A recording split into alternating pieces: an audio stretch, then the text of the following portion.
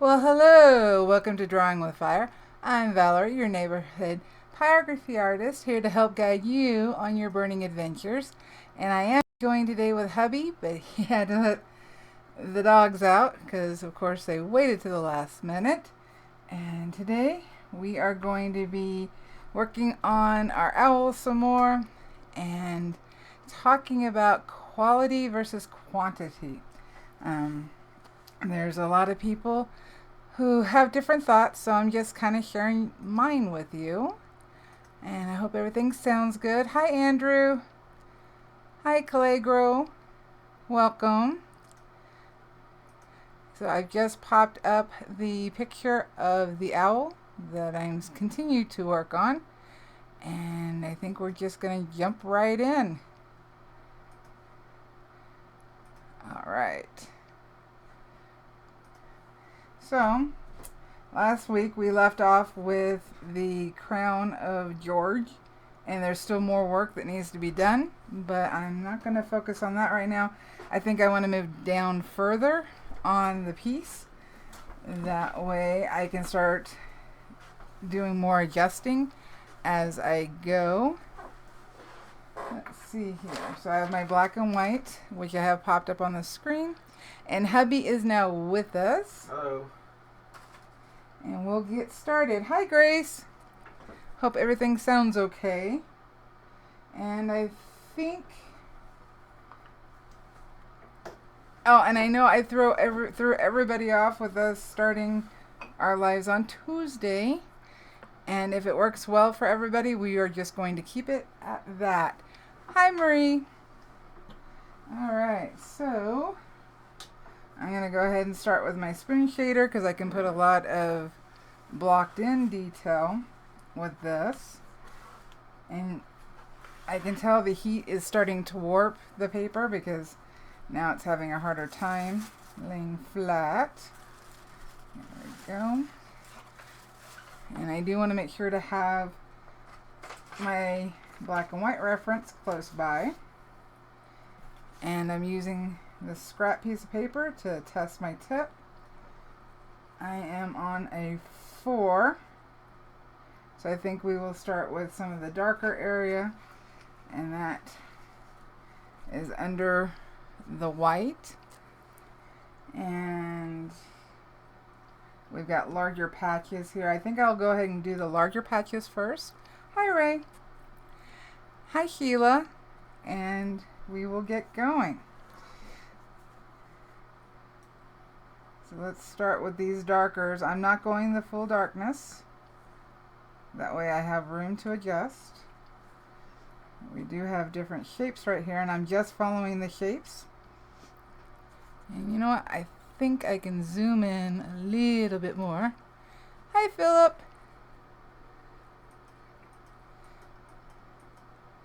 Hopefully this is not blurry for you.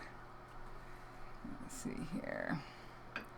Make sure I'll do this, and then I'll do this, and hopefully we will be okay. There we go. Is that a little better? Alright. So, I figured if I had kind of a plan for a bit of a topic to discuss as we're burning, it might kind of help out a bit. So today I wanted to discuss quality versus quantity.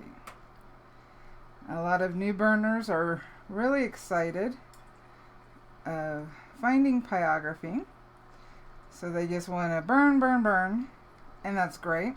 You definitely learn a lot doing that, playing around and whatnot. And again, these are all just my opinions. Hi, David. And I have a pro and con list, because just because you slow down doesn't mean everything's good. There's adjustments that you need to make. And the first one I kind of think is when you slow down, though you're doing less pieces, when you're taking your time, you're learning more. Or you're learning quicker slowing down and doing 2 pieces versus speeding up and doing 10 pieces might help you to figure out things a little better that works for you. And let's see here. Definitely takes longer to do. That's a con. But in doing so, you're able to get more layers and finer details. And if you're going for realism, that's what you're trying to achieve, it definitely helps to slow down, work on your contrast, figure out what kind of strokes work for the way you hold the pen and how you burn. And sometimes it's easier in not making mistakes if you slow down, or making less mistakes and ones that are a little easier to fix. Like on this owl, let's see here. I think we're on, 5th or 6th live now, Love, for the owl? 5th. 5th? I think So that means I've spent about 8 hours on George here. And though I do think that I've made some mistakes, because I've taken my time and I'm working in layers and I'm building things up, it's kind of easier for me to hide those mistakes. Hi, Angel. Let's see here. One of the cons is it can be frustrating. You want to be done. You're excited about this project. You've already put 10 hours into it and you just want to be done. And sometimes you can really not get the outcome that you were looking for when you've sped up, because you're spending less time on details. Your focus has changed. It's gone from, okay, I want these feathers to look realistic, to I just want to hurry up and get these feathers done. So you're putting less of yourself into them. I have a comment about that. Please. So that's different from trying to do a piece, and giving yourself a time limit. Because Yes. if you say, well, if you're a painter or whatever, and you say, oh, I'm going to do this painting in, 2 hours. Let's just say, it's going to be a speed paint. So your entire painting has a similar quality because you're budgeting your time for the 2 hours. So you blow through the painting, and maybe it's not as detailed as you like, but there's a similar quality throughout.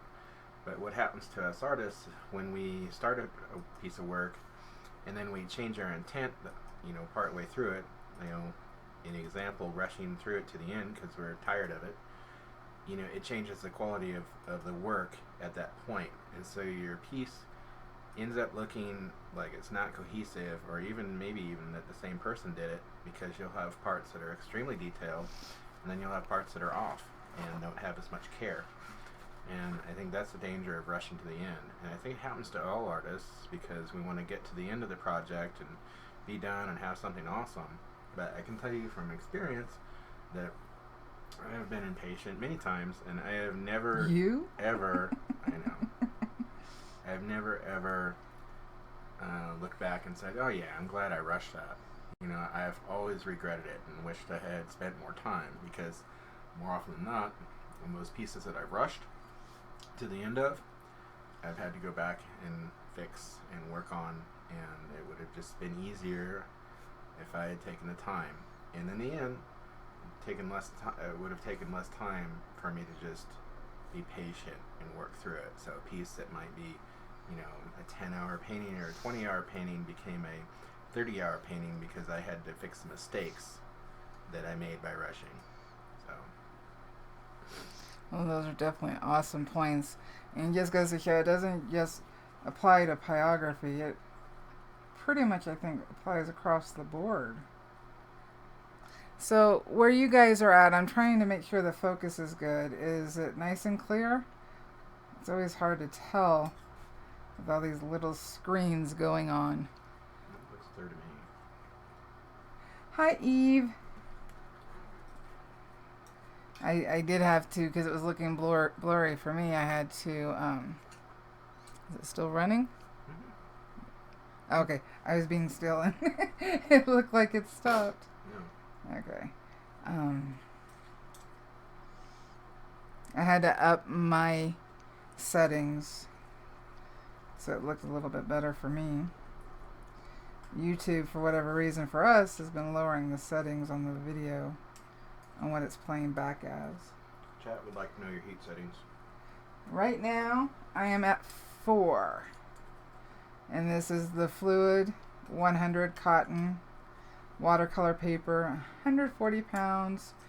And this one, it's either 8x10 or 9x12. I did link the paper down in the description. So if you are interested in getting some and trying it out, I've got it linked from 2 different places, Dick Blick and Amazon, I believe. Okay, so we have some of our darks in, and see on my, are we that delayed? Because we're pretty delayed. Oh, we're not buffering. I know what the problem is. I didn't click play.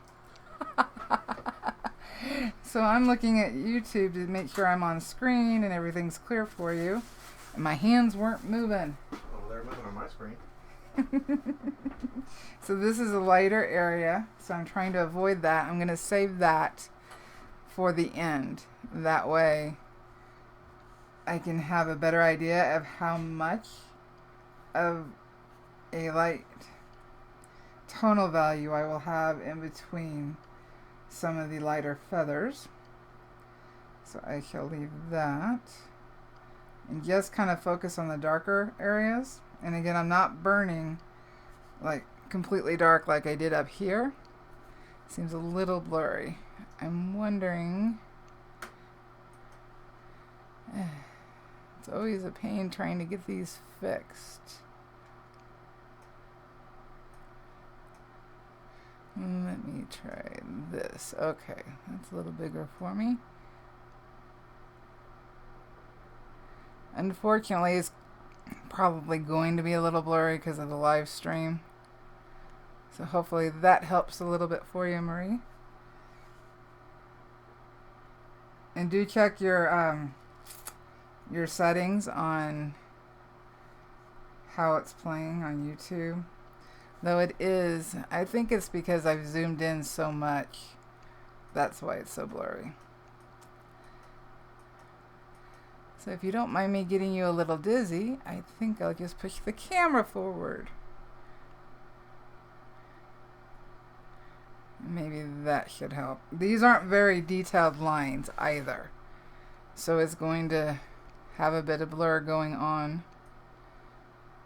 There we go. Hopefully now that's better. Okay. There we go.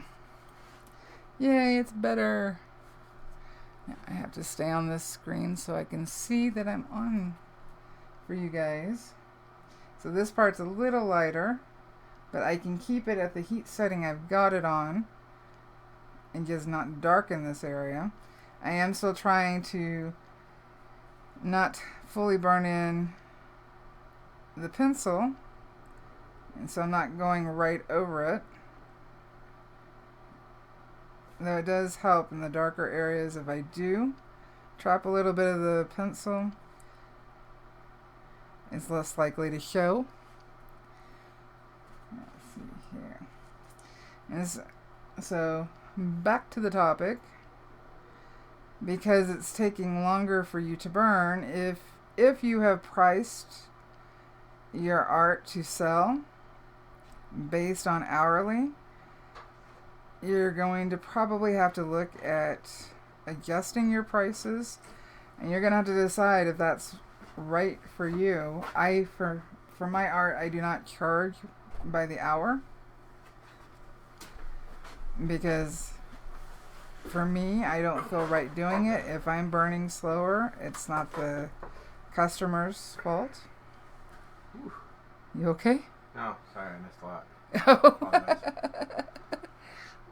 I hopefully got it a little bit more in focus.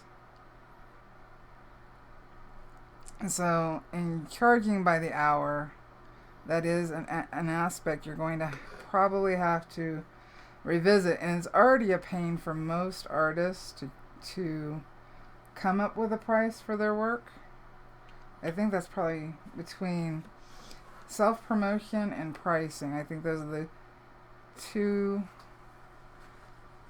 most frustrating and time-consuming aspects of being an artist.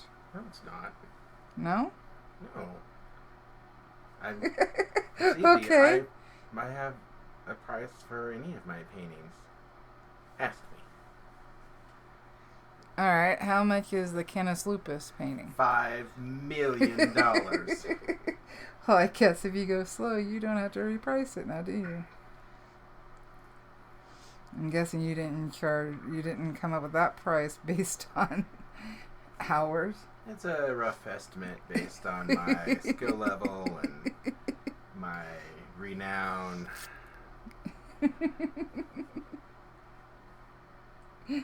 I'm kind of a big deal. You're kind of a big deal?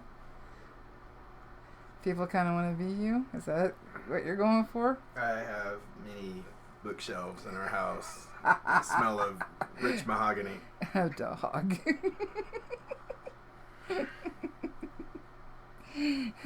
So, pricing your art does come into play when you're doing quality versus quantity. Let's see here. I kind of put this area together, so I'm trying to separate. I've got this line of lighter burn that I'm trying to make sure I don't burn right this second. There we go. Andrew Smith he got asked what he could do for 20 pounds. It's like a ladder? Yeah, it's a signature. For 20 pounds? There you go. Wow. It is unfortunate. I mean, and this is not to take away from the other art medias, but a lot of people kind of have an idea of what a painting is, kind of have an idea somewhat of, a colored pencil or of a graphite, but a lot of people can't even fathom the time and energy and focus it takes to burn. Well, and I think also because, especially in the time that we're living in, reproduction is fairly inexpensive. Yes. And so people have gotten into the habit of going to like Walmart or IKEA or wherever. I don't know what places they have in the UK and Canada, but in being able to buy like a framed, painting for, like $40 or If that. 50 pounds, so the idea of them, spending over that, spending something like $500 on a piece of original art, they can't fathom it because, so we've been sabotaged by technology, and that's why a lot of artists go to reproductions, and then the originals are showcases, and for collectors or people who really want that handcrafted original piece.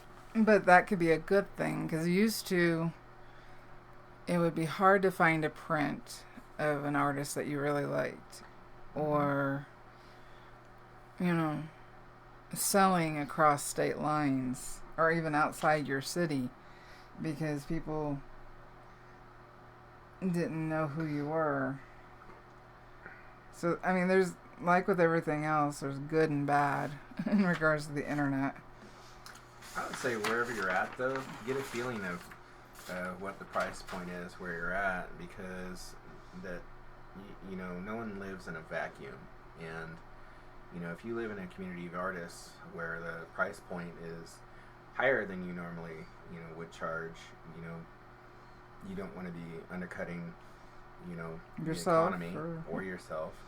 And, you know, on the flip side of that, you know, if you go into an area where people aren't used to, you know, buying expensive art, then you may need to adjust what you paint or what you burn, or the size, or the size to fit that demographic, you know, or even consider making reproductions, because, you know, if they're not used to paying, you know, like Andrew just said, I think it's Andrew. Mm-hmm. I think it was Andrew. Yeah. No, Jim. Oh, Jim. Mitchell. Hi, Jim. He says I have places where carbon will sell for hundreds, and 5 miles away they won't spend $10.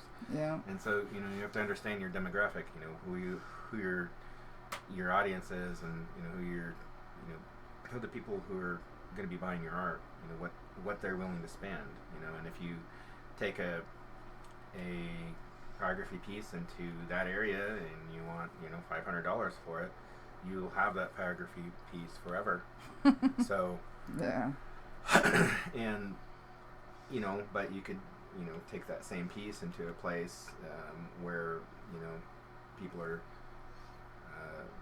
you know, used to paying that, and they might think that they're underpaying for it, you know, so it just really depends. And I think that, you know, everybody needs to have a range of products. And I joke about $5 million, but, you know, I'm aware, like, when I hang an original, like, if I price it for, like, $2,000 or something like that, it's not going to sell, you know? Well, it's a less likely chance of it selling. Right, but on the other hand, that's what I'm willing to part with it for. But I know that I'm not going to sell it. I don't have any illusions that somebody's going to come in and just, you know, snap it up. But are you pricing that work at $2,000 because you spent more time on it? Because I spent more time of it, I'm more connected to it. That's how I feel about it, and I know that I can make reproductions of it. And I know that if it leaves my hands, you know, then I won't be upset. And I paint really large, just so everybody yes. knows.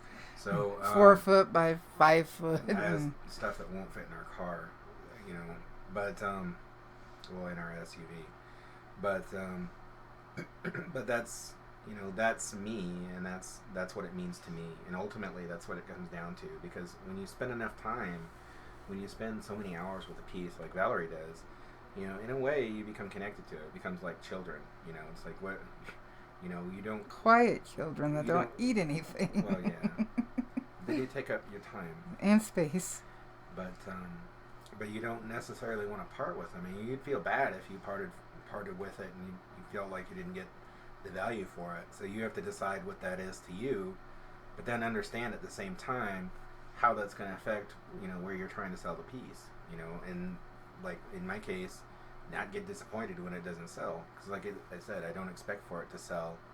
If it does, that's awesome, but I really don't, you know. Well, I saw some questions real quick. No, I'm not cleaning my tip because I'm burning lighter layers. I'm not having carbon buildup. And even if there's a little bit of carbon buildup, I would just wipe it off on my test piece and keep going. It is cotton, so I wouldn't say it's cleaning itself, but it is keeping the carbon more under control. But I don't tend to have an issue with carbon. Not really. Higher heats on cotton paper will create more carbon, and it's just better wiping it off. You don't have to do a full polish. So anyway, sorry, I wanted to get those before I... No, there is a lot of chat. Chat thinks I'm ignoring them. Oh, right.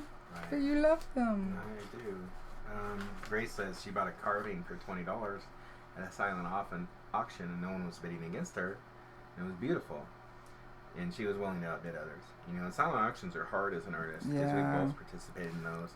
And it's like you have a piece that you know goes for much more, and then the auction will like put it, you know, for however much that they feel it is, and then, you know, it could potentially go way below the price point of what it's actually worth. You know, so if you are buying art, that is a good place to look for it. But if you're selling it, be aware that when you give your piece and it comes up for sale, it may be for a lot less than you had intended.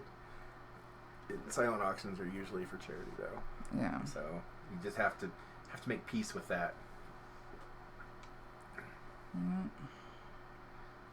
Let's see here. So we talked about rethinking your prices.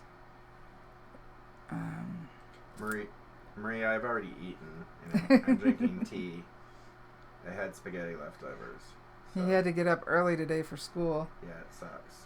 So the schedule's a little different. Yeah. That's why we had to shift the live. That's why I'm so chatty today, Angel. So, let's see here. Higher practice. Let's see here.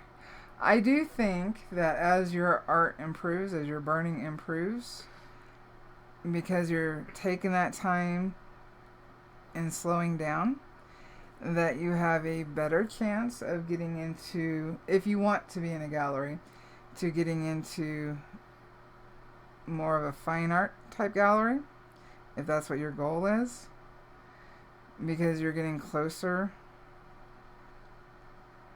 into, if you're taking the time, I mean, I can't guarantee it for everybody, but if you're taking the time to really spend burning, and you're not outlining, and you're getting those finer details, as long as everything's in the right spot and you've got some nice contrast, you are definitely going to get much, much closer to realism if that's your goal. And in doing that, you have a bit of a, depending on your location, you have a better chance of getting into more of the fine art galleries, if that's what you want. And that in itself is a whole other topic. On galleries themselves. We've done galleries, and that's definitely a personal preference, not a must-have. But if that is a goal of yours to get into a gallery, taking that extra time to work on a more realistic piece, or even if you're doing abstract, when you spend more time, that time shows in the art. And people tend to be more interested in it. I got a point about that, but first, Jim Mitchell has to run. Thank you for stopping by, Jim. Yeah. Grace is chatty because of all that spaghetti energy. It's green tea. And then Angel has a question. She's asking, how are you deciding where to burn? Because Chad's watching you kind of jump around. Right now, I'm looking for the darker patches and trying to get those in first. There's no rhyme or reason. I'm just trying to kind of not outline them, but place them down in blocks so I know where they're at.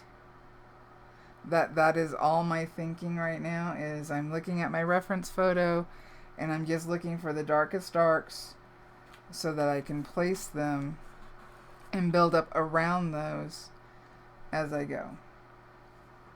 That way I'm not overburning them or missing them. I'm just trying, let's see if I don't know if I can bend this to, I'll do it this way. Right here I'm just kind of focusing on these darks. They're not going in the full tonal value. Just if you do painting, I'm just blocking in. That's really all this is trying to get them in. Make sure I'm going in the right direction. I'm getting the right areas. There's no reason to my madness on this part. I'm just trying to not miss anything. Let's see here. There we go. So is it still nice and clear for everybody? Looks good to me. Okay. Let's see here. So I'm bouncing down here now. And these will be much darker. Think the dark areas that are up here, that's what these will be down here. Okay, so Oh, but with having a better location, if that's your goal, to show your art, because you've slowed down, the con to that is having less art to show unless you give yourself more time to create. Instead of having those 15 pieces that you know, busted out really quickly, and maybe you're not the happiest with them, versus 3 or 4 pieces that just make you smile every time you look at them because you know they're good. And that's okay. You know it's good. You should appreciate it. That's not being arrogant. That's just working hard and being happy with that hard work. Angel wants to know how long did it take you to draw out the owl? Actually, not very long. I used a light box. And because, let's see here. Did I create a pattern for this one? I did create a pattern, but a very quick pattern. And I used a light box to transfer it on. Because in my usual fashion, I was running late trying to get everything put together. And in fact, the pattern is still taped to the back of the watercolor paper. So I can't show it because it's all taped down. I left the pattern attached to the back. That way if I missed something, I could flip it up and fix a line or two. So, 15 minutes? Because I didn't put every line in. I've only got where these big patches are. There's so much more to George here, but I didn't want every single line, because one, that's more to erase, and two, if it changes a little bit, that's okay. I think you've got a video on how to transfer, right? Or no? With graphite. I haven't done a video with the light box. Because I feel like that would be another good video. Okay. You know? So then people could see exactly how you're doing it and what the process is and the pros and cons. Well, I've been changing how I do some things. Not really changing, but trying different ways. Like not drawing out a full pattern for this. Just converting the photo and then, you know, using the light box to get it on the paper. Or when I was doing the white hair, I really I did show on the white hair doing different details, and how that makes a difference. There's some people who think you should absolutely freehand this full burn, and if you want to do that, that's great. But I have other goals for my art. It doesn't make it any less art.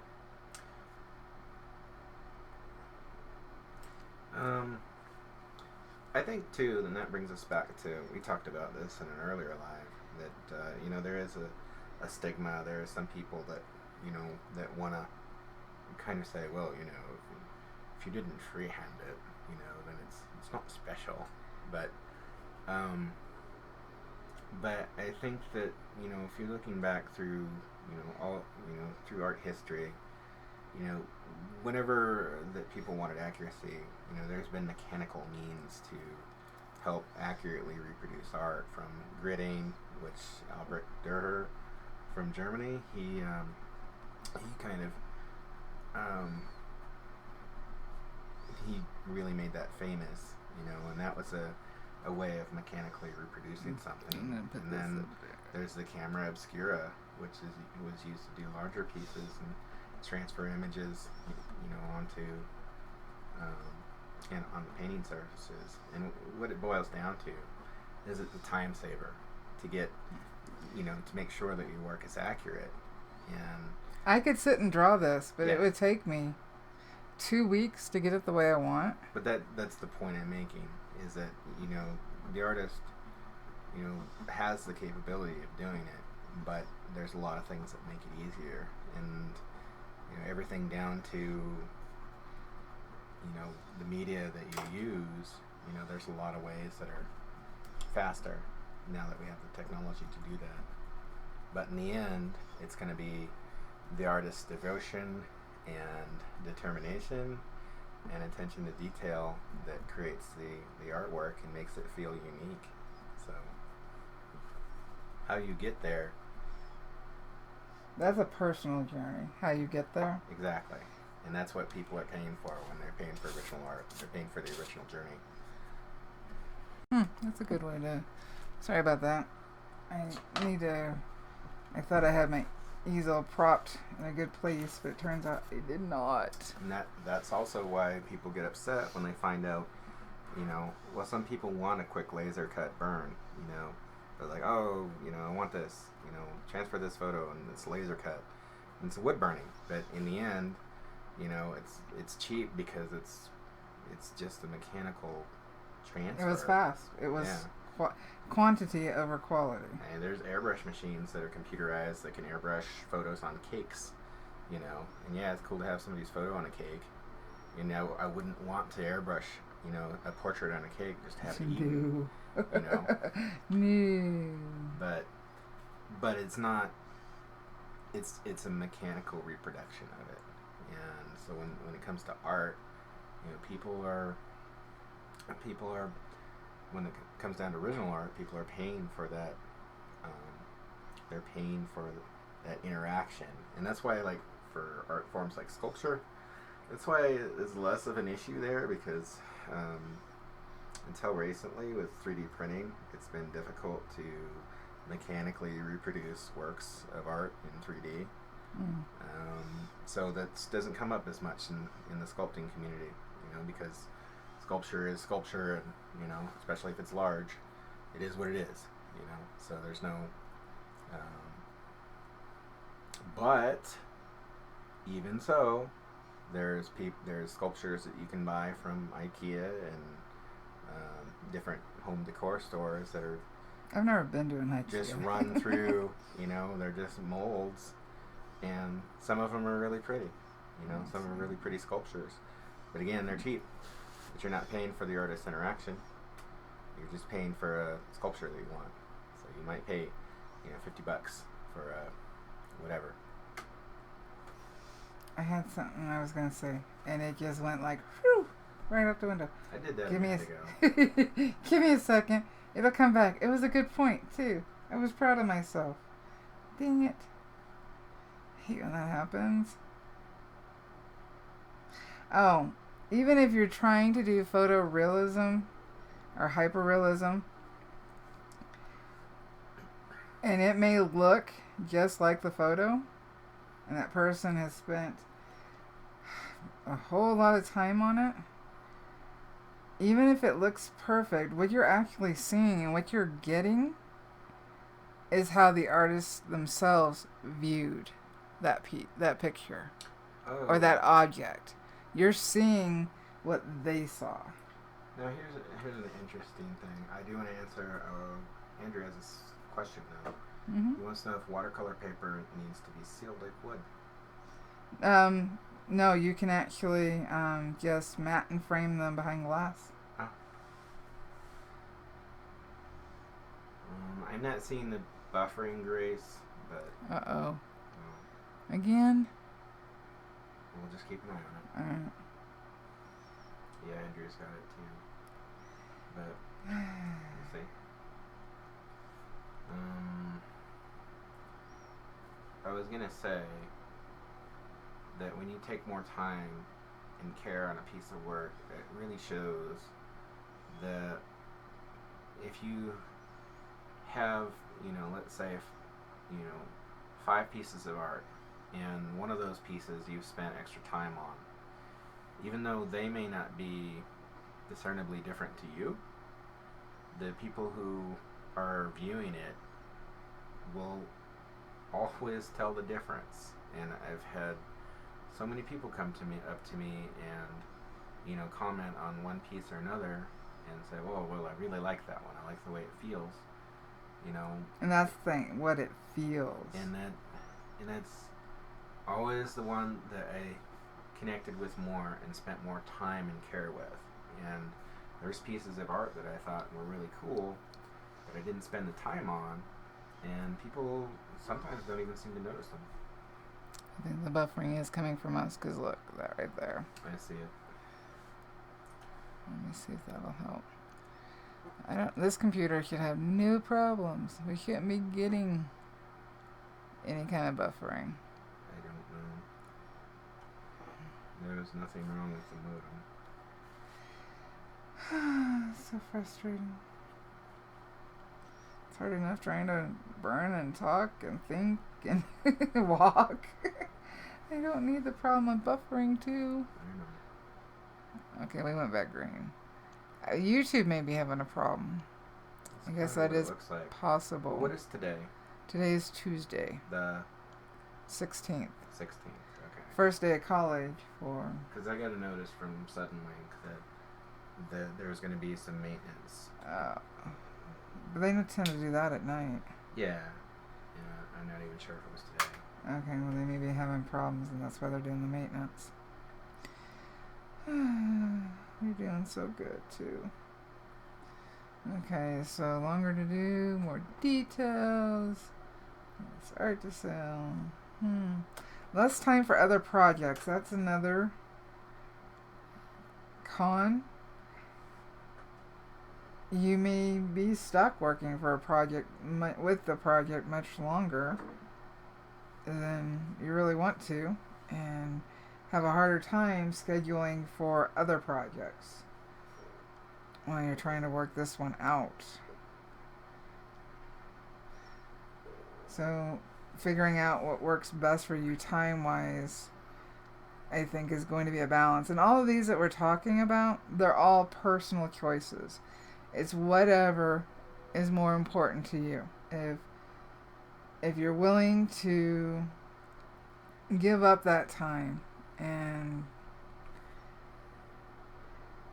do what you want for realism, to get just however you want your art to look. It doesn't even have to be realism. If you're just wanting to improve, however it is, all of these are definitely personal choices that I find need to be balanced a bit. I have to say, okay, I'm willing to spend more time to get more layers, to get those finer details, but I know that it's going to be more frustrating. I'm going to have less time to work on other projects. And I have to figure out if that's okay. I did used to burn quicker, but burning quicker, when I was burning quicker, I was also outlining. And so it was quicker to burn if I had those outlines. But since I stopped outlining, I do see an improvement in my art, but it has taken more time. Oh, darn it, it's going red again. I am so sorry if there's buffering. I stopped recording. I'm wondering if maybe I should just keep recording. And if the buffering gets bad enough, nobody's complained about it on the replay. Yeah. If the buffering gets bad enough, I can always upload a speed version of the lives until we figure out what's going on. Yeah. Maria Monopoly wants to know, what do you work on when you're not live? I have been working on my 2 collaborations, which is a bear cub and a tree of life with Celtic knots. There will be videos for both. So I'm trying to get those done. I still have 2 other pieces that I started a long time ago that I have worked on in the lives, but I haven't gotten back to them. And that's the buffalo and another bear cub. Seeing a little theme there with bears. Mm-hmm. It's not intentional. This is my second owl. I'll have a total of 3 bears.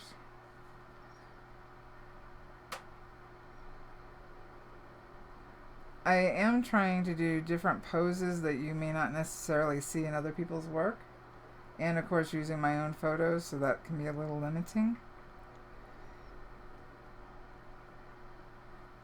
I think we got everything on.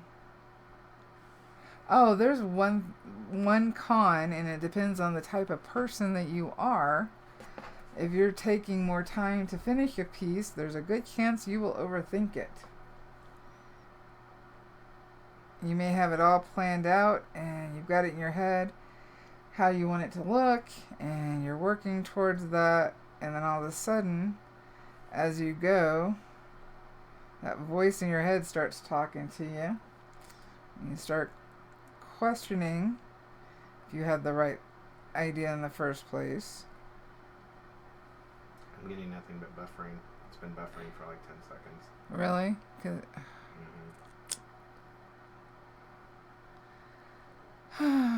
What should we do? We've been live for... I'm live for 47 minutes. Yeah.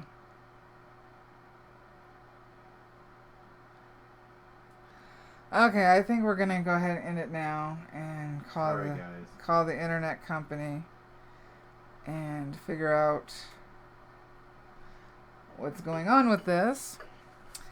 I did want to quickly announce that I do have Lisa's stuff all ordered, and Pat is working on those. So hopefully Lisa will get her order soon.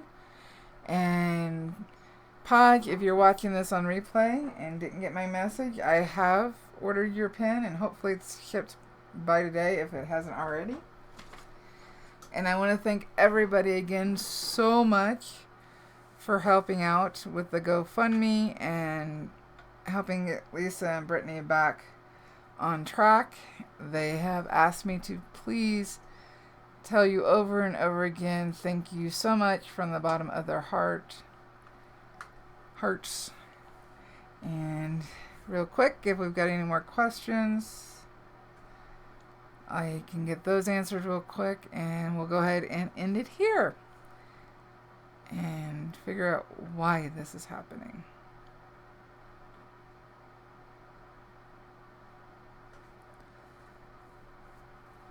Okay, because there's such a buffering and whatnot, we're just going to go ahead and leave it here. Thank you so much for stopping by. Again, the new live schedule is every Tuesday at 11 a.m.